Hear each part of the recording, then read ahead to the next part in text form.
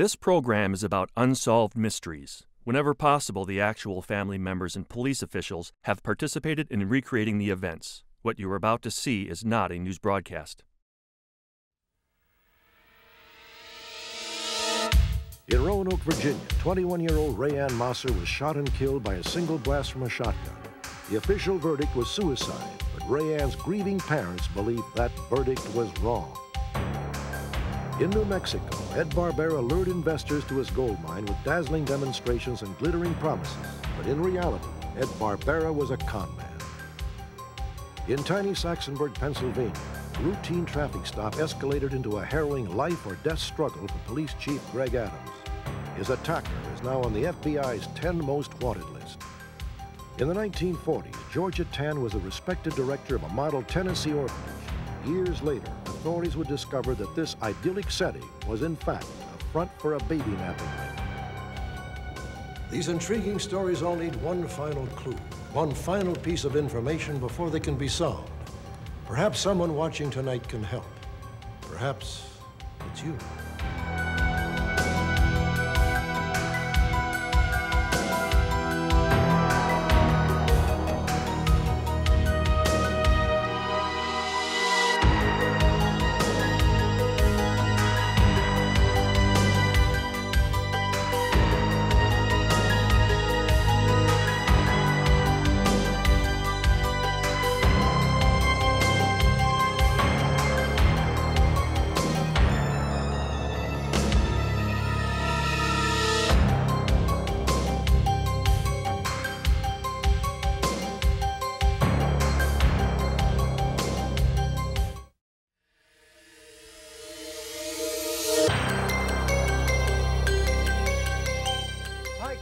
Are you looking for new furniture? Come on down to Furniture USA right now. In the San Francisco Bay Area during the early 1980s, Maurice Ed Barbera was an inescapable fixture on late-night television. $5.95. We have dozens of dining room sets starting at $1.99. The owner of a successful furniture chain, Ed Barbera soon became a local cult hero. Credit, bad credit, bankruptcy, no problem at Furniture USA, where you can get Each of his self-starring commercials featured the same distinctive tagline.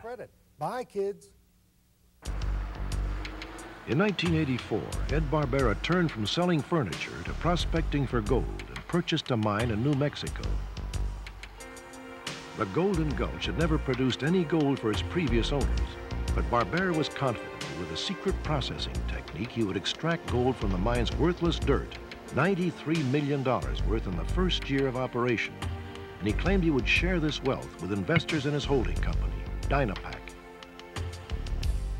Ed told me many, many times, you're going to make a lot of money on this stock. You have nothing to worry about. And I went along with it. I believed him. Barbera's company also planned to manufacture automatic sofa beds, as well as producing an internationally syndicated television series on bingo. One of the major Dynapack shareholders was prominent San Francisco attorney Melvin Belli. Belli signed a glowing testimonial that helped Barbera recruit even more investors. Later, Belli was to claim he never read the letter before he signed it. I called all my friends, told them about Melvin Belli, and they became excited, and it convinced a lot of people that hadn't gone into it before to go into it, plus ones that were already in it to buy more. Within months, Dynapack's value quadrupled, and then quadrupled again. With an estimated 17 million shares, Barbera was at one time worth over $136 million. Listen, Ed, I've been spending a little sleepless night wondering and thinking about selling some of my stock to get some of my investment back, Ed. Please, what do you think? At this time, Ruby Gullo wanted to recoup her initial investment by cashing out some of her shares. $90? You think that stock actually might hit $90, Ed?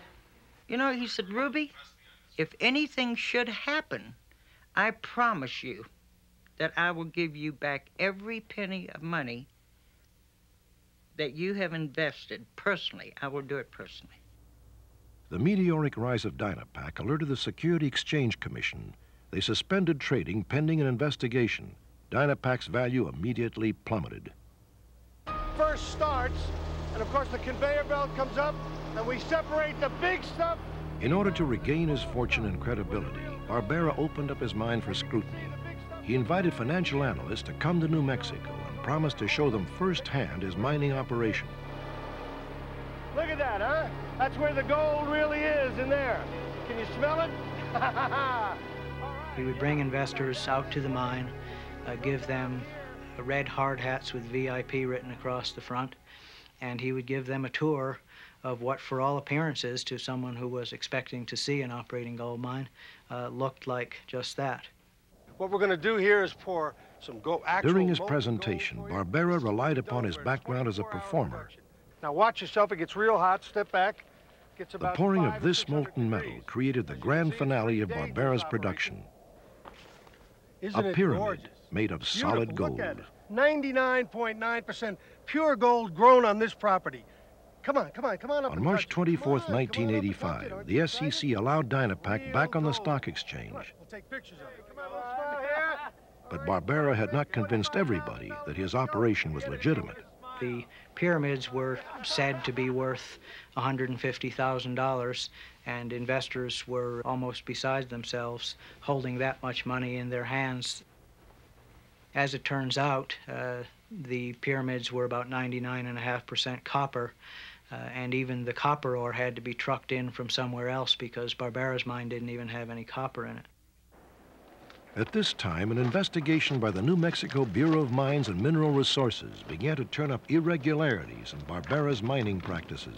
Based upon all the samples analyzed by the New Mexico Bureau of Mines, and in comparing that with the literature put out by Dynapack, we had to conclude that there was a scam in the making here. They simply could not produce gold in the amounts that they were claiming. In fact, not anywhere close to it. In 1986, Ed Barbera hired a geologist named David Fingato. Barbera was anxious to have his extravagant production figures confirmed. He was confident that Fingato would produce figures that substantiated his glowing projections to investors. Barbera was wrong. While David worked for Dynapack, he found virtually no gold.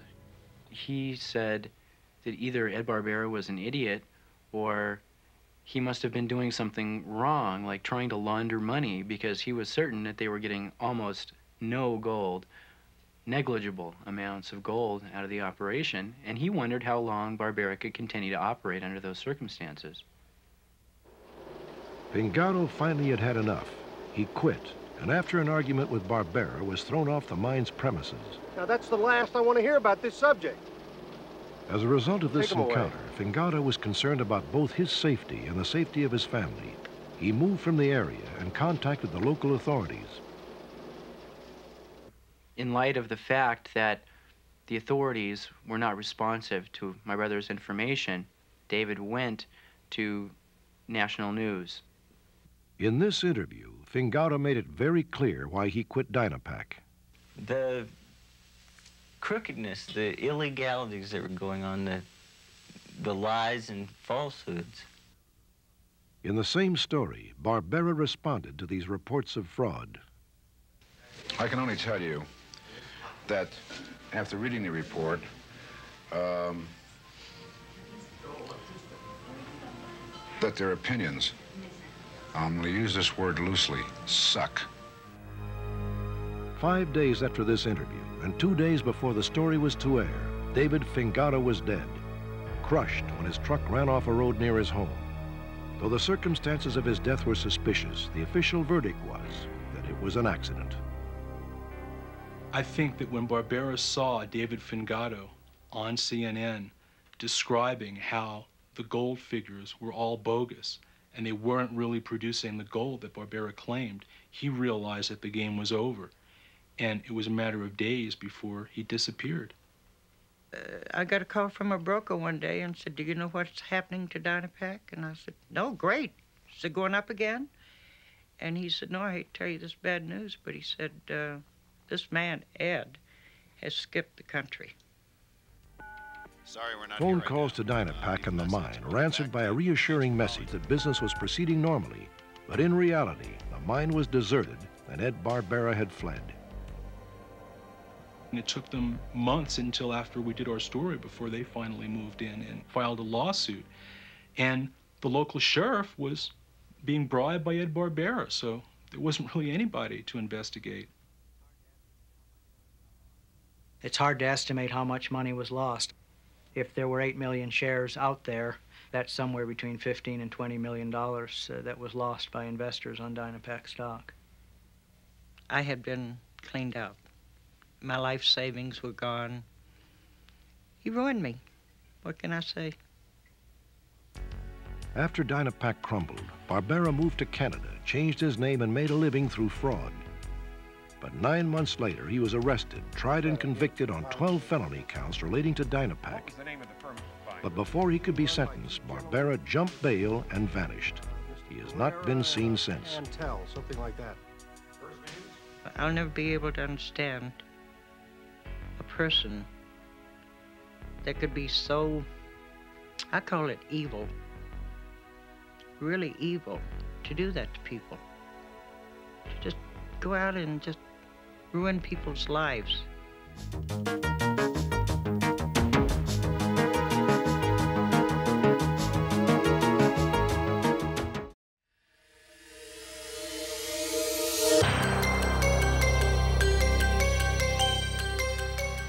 Several weeks ago, we profiled the shocking case of a baby boy who was abducted from the Sinai Hospital in Baltimore, Maryland, just 2 days after he was born. On the morning of September 21st, 1989, a woman disguised as a nurse entered the maternity ward room of Linda Norris.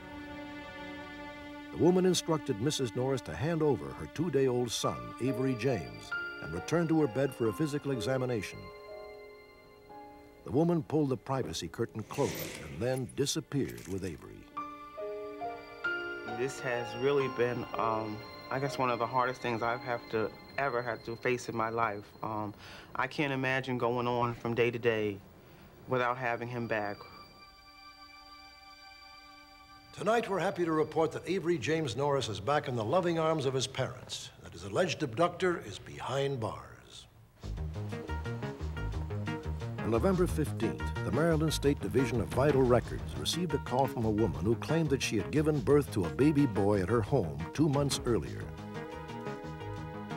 The caller, 33-year-old Carleen Victoria Wilkinson, said she wished to obtain a birth certificate for her son, Tavon Anthony Wilkinson. Authorities immediately became suspicious and began an investigation.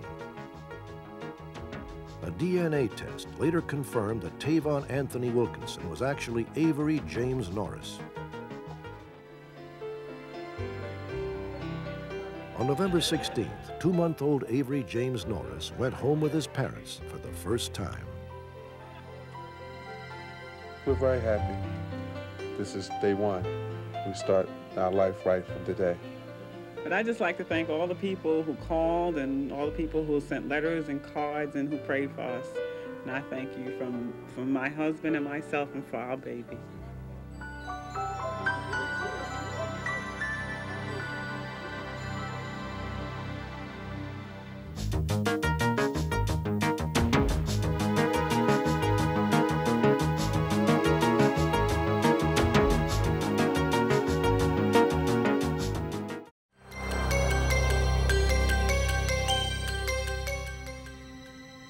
On February 4th, 1986, at 7:53 p.m., a quiet neighborhood in Roanoke, Virginia, was shattered by a single blast from a shotgun.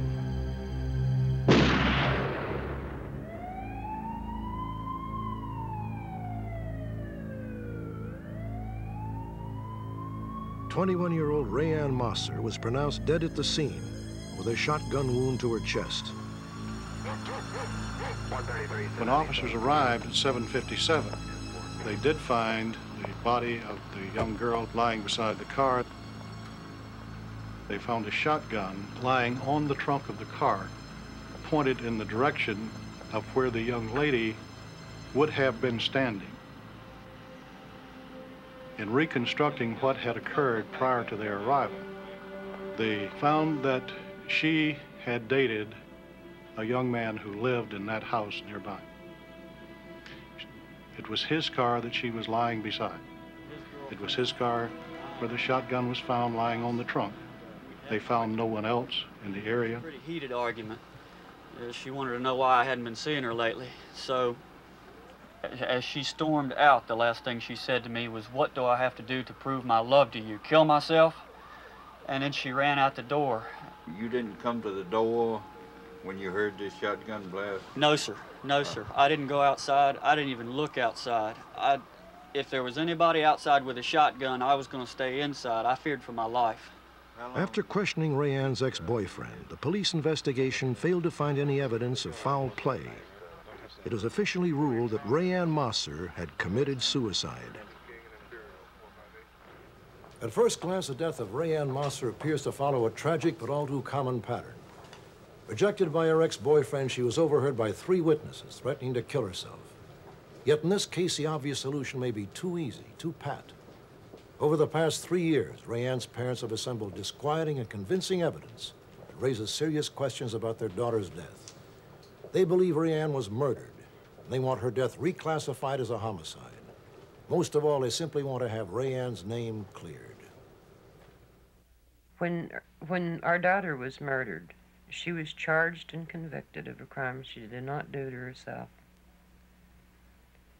And the power within me and my husband both is to find out why, who, and what happened. This definitely was not a suicide, and I really don't care what anybody thinks. Rayanne worked as a waitress and lived at home with her parents. She had recently taken a test to enlist in the Navy, where she hoped to study radiology.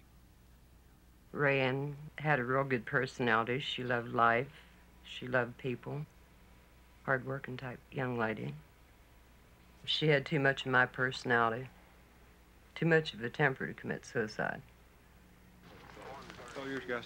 Examining police reports of the crime scene, Rayanne's parents began to discover evidence that cast doubt on suicide as the cause of death. Rayanne's car was parked directly across the street from where she died. The driver's door was wide open. Music was blaring from her car stereo, and her key was still in the ignition. She seemed to have left the car in a hurry. Also, the police had found the 12-gauge shotgun lying on the trunk of the car after the shooting. Ron and Ann felt if Rayanne really had shot herself, the weapon would have fallen to the ground beside her body. How long was Rayanne's arm? 29 inches. Okay, 29 inches right there, and that's on the tip of your finger and right. Finally, Rayanne's arm measured 29 inches, but the distance from the trigger of the shotgun to the muzzle was 36.5 inches. My arm length was right close to my daughter's arm length, so I took a broomstick and measured it out to be able to push that trigger with my thumb and to be able to get it in after we'd seen the body diagram. I can't even get to the trigger. I couldn't reach it. There ain't no way that you're going to even reach it. There's no way. She couldn't have pulled that trigger and shot herself. There's no way. On the night of Rayanne's death, authorities told her parents that an autopsy would be carried out automatically. 2 weeks later, Ron and Ann discovered that an autopsy had never been performed or even requested. When I found out the autopsy was not performed, I was shocked. How did she die? The Mossors requested that Rayanne's body be exhumed. At last, 6 months after her death, an autopsy was performed by Dr. David Oxley, the original medical examiner. In the anterior chest, corresponding to the wound seen at the previous examination of 2586. According to the autopsy, Rayanne was killed by a contact wound to the chest, meaning the muzzle of the gun was against her skin. In addition, powder burns were found on Rayanne's left wrist. After the autopsy, the medical examiner declined to change the manner of death. It remained listed as suicide. The more that we got into detail of it, there was nothing matching. It was still confusion, the things weren't adding up right, so that's where we started back for another opinion. The Mossors contacted Dr. John Butts, the chief medical examiner for the state of North Carolina. His conclusions differed significantly from the findings of the autopsy. It seems that suicide is extremely unlikely. I could see that the muzzle of the weapon was several feet from her body at the time it's discharged. The appearance of the powder on her hand indicate that that hand was close to the muzzle of the gun to discharge. Perhaps grabbing at the gun, perhaps holding the gun. Now, whatever was at the other end of that gun, I don't know. Based on Dr. Butt's findings, the medical examiner officially changed the manner of death from suicide to pending. Still, there was no investigation. We knew then, when we read Dr. Butt's statement, it had to go. It had to go on until we found out what happened. Ladies and gentlemen, this is Mrs. Ann MOSSOR, who's here this morning to present evidence to this grand jury for the purpose of... Ann MOSSOR now tried another approach. She appeared before a grand jury as a public citizen and pleaded with them to order an inquiry into her daughter's death. I was nervous when I went into the grand jury. I had never seen a grand jury in my life. What is the basis for that? Is this a personal feeling, or? It's to cover up the fact that an autopsy was not done February the 5th. They were nice people. I thought it went real well. All of those who are in favor of referring this case for reinvestigation indicate by saying yea.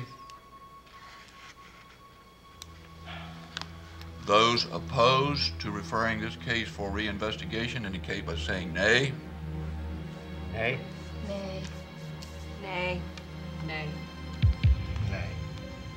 Ann was unaware that the grand jury could only change the cause of death to homicide if there clearly was a suspect. Since in this case there was no suspect, the grand jury declined Ann's motion. I was emotionally drained when I come out of the grand jury room.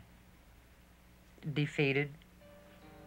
Just defeated, let down. Still, the MOSSORs refused to give up, and they set out to get a third scientific opinion. They contacted Dr. Vincent DeMaio, one of the country's foremost forensic scientists. When I received the material that they had, well, I think the case was screwed up. The police had a preset notion as to what had happened, and they just didn't follow through with an investigation. The medical examiner should have performed an autopsy. He should have been suspicious as soon as he saw the pattern of injuries. It's not a contact wound. She couldn't have inflicted it. If we look where her With the help of an assistant, Dr. DeMaio demonstrated how the wound in Ray Ann's chest could not have been self-inflicted. This is the closest that the muzzle was to the body. So if we move it even further away, she'd have even greater trouble getting to the trigger. But if we move it to the closest, and then if she tries to reach, look what happens. As she reaches, the body rotates, and there's no way she can get to the trigger and yet have the gun pointed almost directly at her right chest. What this means is that somebody else pulled the trigger. It's possible that the reason her left hand was adjacent to the muzzle at the time it was fired was that she had grabbed it and was attempting to push the gun away at the time it was fired. The new findings were sent to Donald Caldwell, the Commonwealth Attorney for the city of Roanoke. Again, the MOSSORs asked for the investigation to be reopened. Again, the response was negative. We was working with the Commonwealth Attorney. Just would not help us. He was stonewalling us. He just would not do anything. He just was sitting on his buns and wasn't doing anything, you know. The MOSSORs then contacted R.J. Breglio, a forensic ballistics expert. He attempted to discover whether Ray Ann might have discharged the gun accidentally by dropping it on the ground or striking it against the car in anger. The butt test is a test to see if by dropping or slamming the butt against the floor, when it is cocked, if it could fire. I performed this test many times with the shotgun, and I could not get it to discharge. In my opinion, I don't see how it would have landed neatly on the trunk of that car. I think it would have slid off to the ground in whichever way it happened to fall. Again, the MOSSORs sent the new evidence to Donald Caldwell, the Commonwealth Attorney, and requested that the case be reopened. His only reply was, "I am in receipt of your letter of September 22nd, 1987.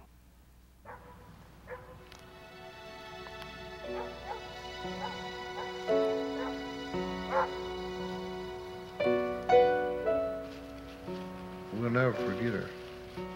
We know Rayanne is gone. And we'll continue to remember, you know, we appreciated her when she was here. And we miss her.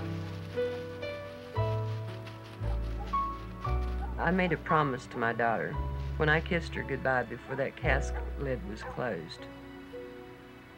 I told her, I said, Rayanne, if this is not what it looks like, if it takes me the rest of my life, I'll find out what happened to you. On November 16th, 1988, almost 3 years after their daughter died, the state medical examiner changed the manner of death to undetermined. There is still no investigation, and the medical examiner and Commonwealth attorney declined to be interviewed for this program. Yet the Mossors haven't lost faith that someday, someone will set the record straight and clear Rayanne's name. In a moment, the story of Cindy Lou Presto, who was stolen from a Memphis park when she was 2 years old. For 4 decades, Cindy has searched for her birth mother.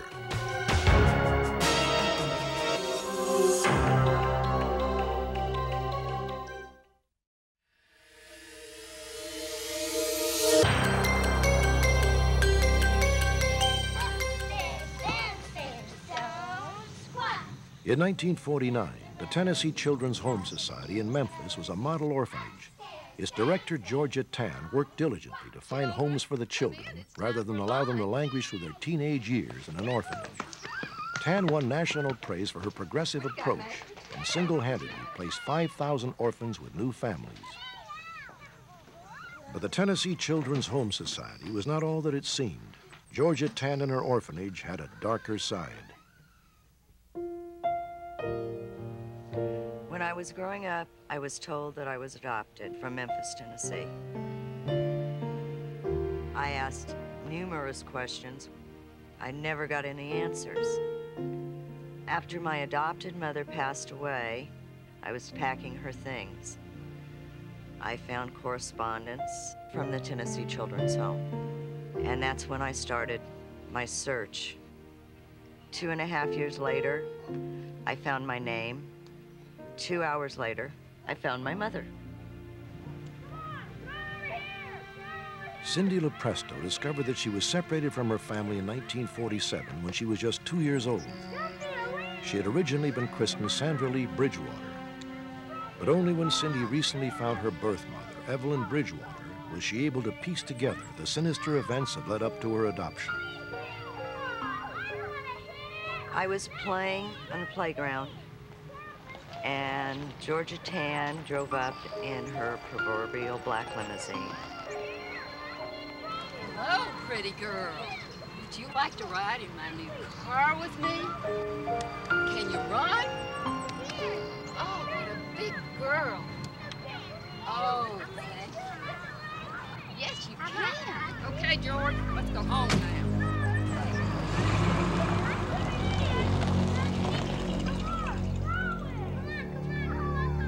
Sandra Lee Bridgewater, Tommy McCoy, Michael Hawkins. Cindy was simply stolen by Georgia Tan. She and several other children were then taken to juvenile court in Memphis, where she was brought before Judge Camille Kelly. Thank you. Cindy's fate was now completely in Judge Kelly's hands. Good morning, children. I've asked you to come here this morning for a very special reason.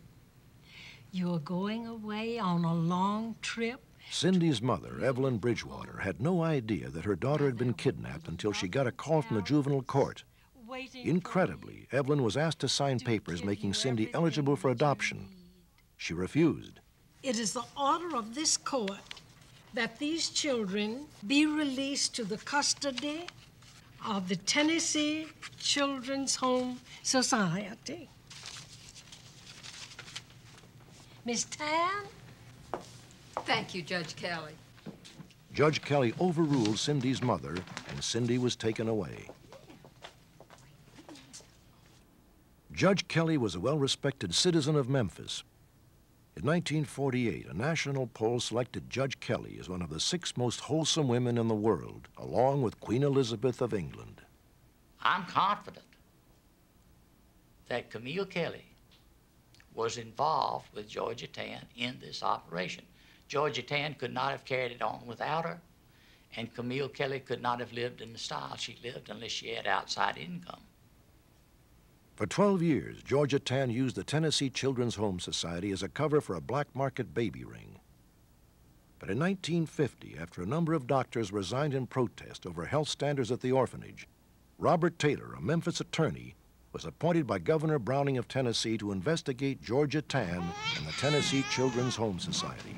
And how many of these little ones do you need for California? We need 2 infant boys, a girl, and there's a toddler upstairs getting ready right now. Okay. Oh, and don't forget, Regina will be going to New York on Thursday, and we'll need an additional 4. Alma, you worry about California. I'll worry about New York. We have a plane to catch. Girls, get the babies ready.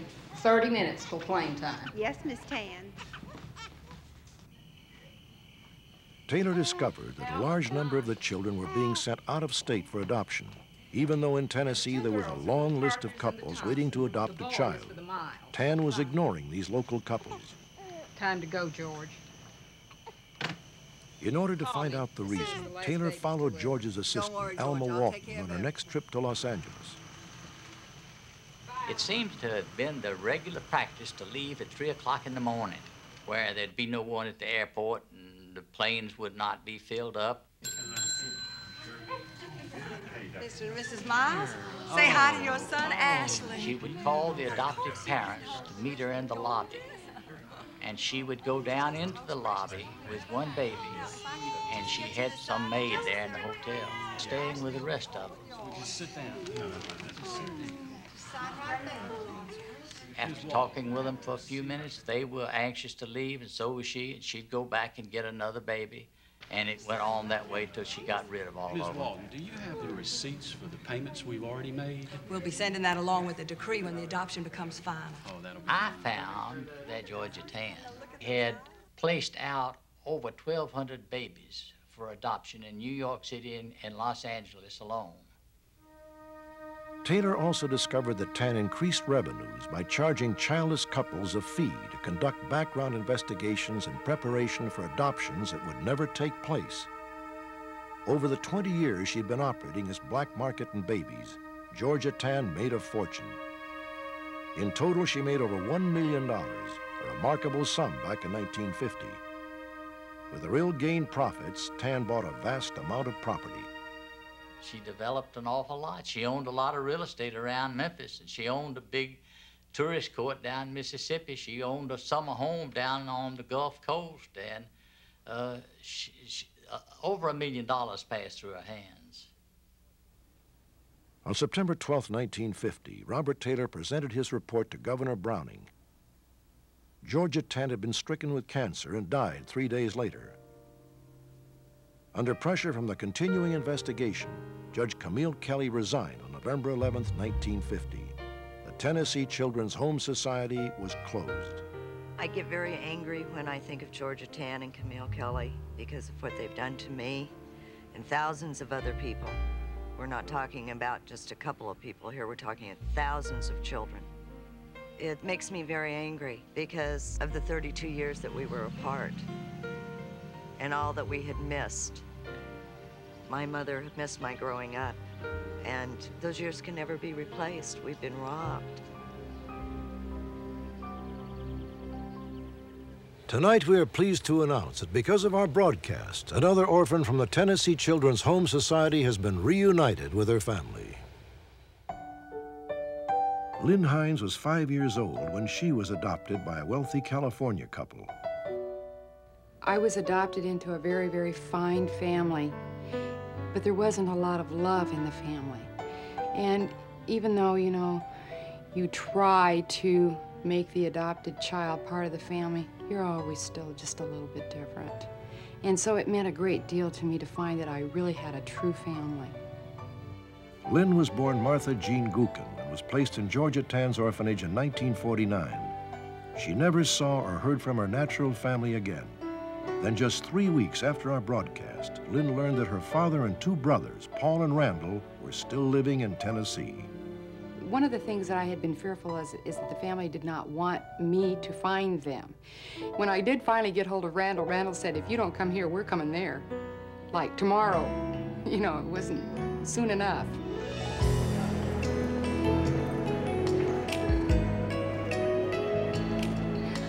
The next day, Lynn flew from her home in Denver, Colorado, and saw her brothers for the first time in more than 40 years. It took me that long to find you guys.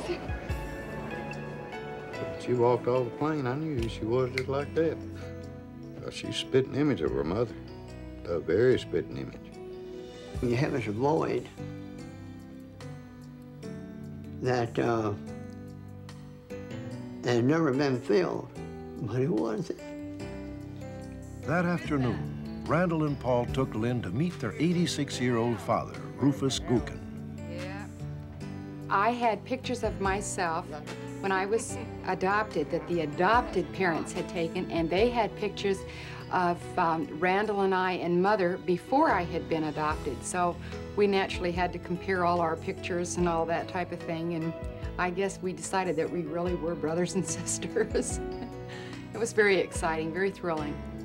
As we grew older, why, we just always had the thought there, the love there, but she wasn't there. You want me to take it with me when I leave? It was just like yesterday, you know. Somebody to love, be loved by, that you never had before.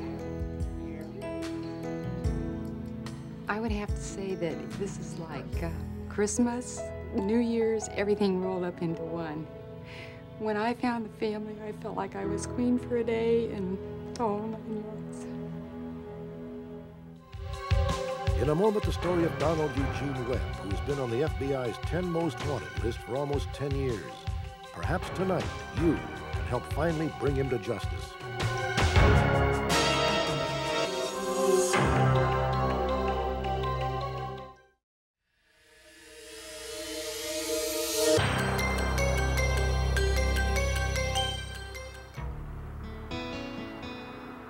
Saxonburg, Pennsylvania. Located 60 miles west of Pittsburgh, Saxonburg is a community in the true sense of the word. Everyone knows everyone else, and crime is virtually non-existent. Police Chief Greg Adams moved to Saxonburg in 1974. After 2 years on the Washington, D.C. police force, Adams appreciated the town's relative peace and quiet. I was not worried about him working here in Saxonburg because it is a small community. And everyone knew Greg. Everyone appreciated Greg. They knew where he stood, where they stood with him. He was a very conscientious person. December 4th, 1980. At approximately 2:50 p.m., 16-year-old Tiger Freehling heard gunshots and the sounds of a fierce struggle outside near the parking lot of a local feed store. Hey, Mom! My son was up in his bedroom, and he came down and he said, Mom, I heard someone shooting outside. And I said, Tiger, don't say that because, you know, it's hunting season. I said, don't joke around about it. And he said, no, somebody was fighting and shooting. So I went out to the door and I looked and I saw someone laying in the bushes. Who's over there? Who is it? I didn't know who he was because he was beaten so bad. But then I saw the stripe on his leg and I knew it was Greg. And he said, I've been shot. Help me. And I said, who did this to you? And he said he didn't know. So then I just happened to look up our driveway and I saw a white car pull away. I didn't see the man that was driving it. I just saw a figure. And I said, you'll be okay, you know. You'll be fine. And he said, no, I think you better pray for me. He said, I don't think I'm going to be. And I think that he knew he was dying. 31-year-old Greg Adams left behind a wife, 2 young children, and a grieving community. A loss like that is not describable. It's devastating. That's it. It's just devastating. Within hours, the state police had arrived at the murder site, the parking lot of the Agway feed store. The searchers soon made an important discovery. Greg appeared to have been shot in the middle of a routine traffic stop, and his assailant's driver's license had been left at the scene. Stanley J. Portis. It's our belief that that came out of Greg's hand when he was shot. Phillipsburg, New Jersey. The other piece of physical evidence at the scene was the gun that was used to shoot Greg, and it was empty and void of any serial numbers. It was untraceable. We still have yet to trace the gun to see where it came from. But that operator's license with the name Stanley John Portis on it and a date of birth and an address in New Jersey was a piece of physical evidence that without that, we have no idea who shot Greg Adams. Police immediately traced Portis's whereabouts to a cemetery in Dartmouth, Massachusetts. He had been dead for 32 years. Stanley Portis, 1892 to 1948. I'll get a couple shots though over here. We did our background on Stanley John Portis and found out that he had a wife. And when we contacted that wife, we found out that she was married to a subject named Donald Eugene Webb. And Donald Eugene Webb had totally taken on Stanley John Portis's identification. The law enforcement officials from Massachusetts to Maine, Donald Eugene Webb was already a familiar name. Webb was a member of the Fall River Gang, a loosely organized group that robbed stores and homes up and down the eastern seaboard. But for the last 8 years, this small-time hood has been on the 10 most wanted list. He has not been seen since the day Greg Adams was killed. Police believe that the day before the shooting, Donald Webb and an accomplice had visited a Saxonburg jewelry store. Hi. Hi, how are you? Webb asked to see some rings. How are you? I'm looking for a lady's ring in a good quality stone. Donald Eugene Webb looked the part. He looked like he had money. He acted like he had money. So a jeweler would be very quick to pull out his best. Tell you what, it's for my wife. I'm looking for something in a little finer quality. Larger, maybe? I have just the thing for you. Okay, great. Thanks. They were observing where it was kept, how it was kept, whether there were alarm systems, how many employees. What do I need to get into this place and get out undetected? The next day, Greg Adams was working his final shift before taking his annual vacation. At approximately 1:45 p.m., Adams left the station to begin what would be his last patrol. Witnesses tell us the last they saw Greg was on Water Street, heading towards the intersection of Butler Street, when they, as well as Greg, observed a white Mercury Cougar not stop for a posted stop sign. This caught Greg's attention. Immediately, he pulled a U-turn on Water Street and proceeded after the white Cougar. Greg, losing sight of the vehicle upon coming around the turn, probably wondered where the white vehicle went, and at that point spied the white Cougar attempting to turn around in the Agway parking lot. He then immediately blocked the white Cougar in. Most police officers are trained to approach a traffic stop from the rear. Greg didn't have that kind of an ability on this stop because of the positioning of the cars. He had to approach that vehicle from the front. He was naturally in a bad position. Could I have your license and registration, please? Sure, hang on. There you go. If Greg has the New your, Jersey driver's license in his hand, he's scanning that immediately for the vital information, date of birth. Does it match the person he has stopped? I believe at that point in time, Webb got the drop on him. He's hit twice. The blood trails on the ground indicate that there was one heck of a struggle there. And Greg actually shoots with his gun. And that struggle took them a long ways through the Agway parking lot back to the MIDGE FREEHLING residence where they were found.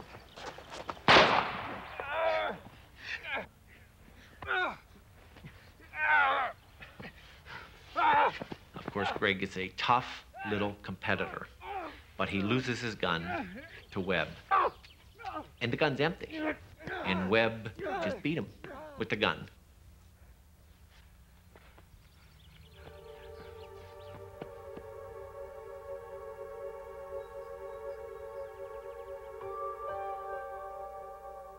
On December 8, 1980, Greg Adams was laid to rest in a funeral attended by fellow officers from all over the state. At least 200 to 300 police officers attended in mourning. I don't think there was a dry eye in town or along Main Street as the hearse and all the police cars went by. And still hurts when you think about it. I would like to know how Donald Webb could live with himself after all these years. How anyone could live with themselves after killing another human being. The town of Saxonburg has erected a monument to commemorate Greg Adams' life and passing, and a scholarship has been established in his name. On this monument, a grateful town has inscribed a thank you to a man who gave his life in the protection of their community. Every day we drive by the Greg Adams Memorial, that crosses your mind. Greg's in his final resting place, and Donald Eugene Webb's still out there in the great society functioning as a human being. Makes me sick.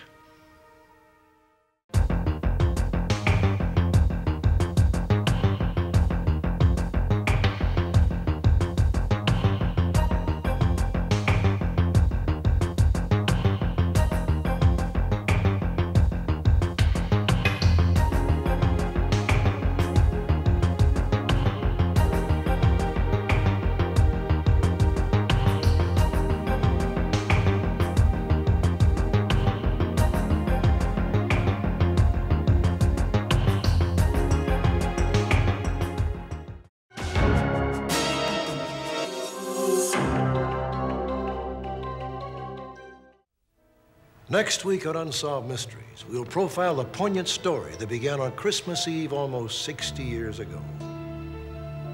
100 yards from a remote road, a couple found a 7-day-old baby in a hat box, apparently left abandoned by her parents. Her rescue was called a Christmas miracle. Now, the baby in the hat box, Sharon Elliott, is searching for the truth and her lost identity. Join me next week for another edition of Unsolved Mysteries.